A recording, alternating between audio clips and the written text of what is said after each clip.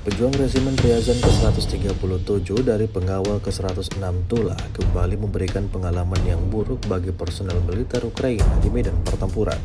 Rekamannya ramai beredar di media sosial Telegram pada Senin 26 Agustus 2024. Dalam rekaman tersebut menunjukkan bagaimana divisi lintas udara menghancurkan prajurit angkatan bersenjata Ukraina, memburu mereka di sekitaran gedung-gedung.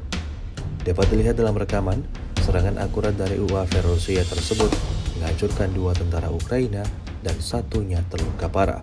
Diketahui, setelah Razdolovka dibebaskan, militer Rusia menyerang di area Fedorovka dan Berezhny di arah Soledar Artemovsk.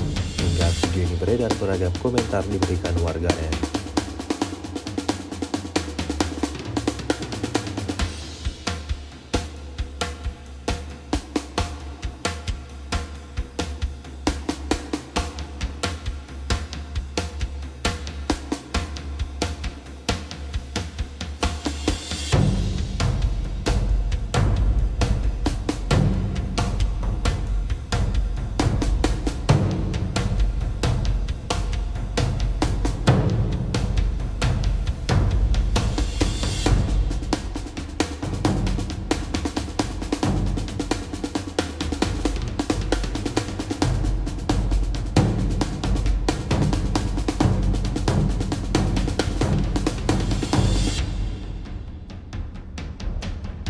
Download Tribun X sekarang, menghadirkan lokal menjadi Indonesia.